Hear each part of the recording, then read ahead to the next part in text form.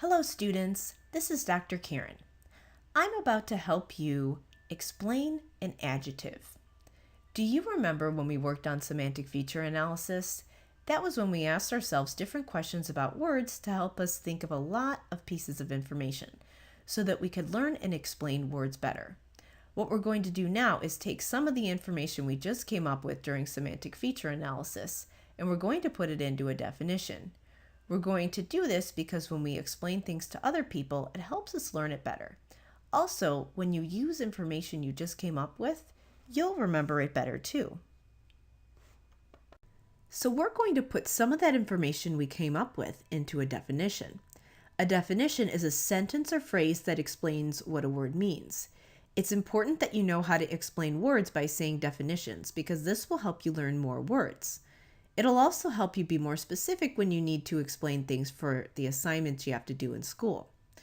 Also, there are going to be many times that you have to learn definitions of words in your classes, such as science and social studies. If you just memorize the definitions, you won't really learn them that well. But if you pay attention to the types of words in the definitions, you'll understand them better instead of just memorizing them for the test and then forgetting them right after. You'll also probably do better on your tests if you can learn to pay attention to how we learn and explain words well. The word we talked about during our semantic feature analysis is drowsy. When we're defining an adjective, which is a word that describes a noun, we want to use a certain type of sentence. Let's review those semantic features we came up with for the word drowsy in our previous lesson. We said that drowsy means tired and sluggish. It means you're not alert, awake, and energized. Things like cold medicine or a hot, stuffy room might make you feel drowsy. And staying up too late, getting sick, or being really tired and stressed out might also make us feel drowsy. Now, to help you understand why it's important to learn those semantic features, I'm going to show you a way you can use them to explain a word. For adjectives, the sentence could look like this. Blank means blank. Specifically, in that first blank, you put the target word you're describing, and in the second line, you would put a synonym, which is the first semantic feature.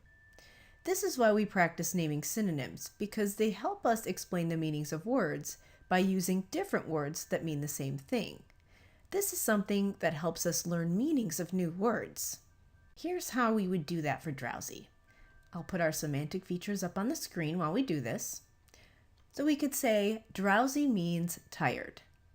Now I could also add another sentence to elaborate here beyond just this definition using the one semantic feature if I wanted to. Now I want to show you another way you can define an adjective. We can also explain a meaning of an adjective by using an antonym in certain cases. So if we wanted to do that, we could use this sentence. Blank means not blank. So you'd put the target word that you're describing on the first line, and then in the second line, you'd put the antonym. So you're explaining what the word isn't. This one is a little bit harder than using a synonym, but if there isn't a good synonym you can use to explain it, you can try using an antonym instead. So here's how you do that for the word drowsy. We could say, drowsy means not alert. Now it's time for you to give it a try. Either do semantic feature analysis with your speech pathologist and then practice putting the word in a definition, or if you think you're ready, just see if you can go straight to defining a word using one of these sentences. Thanks for watching and good luck.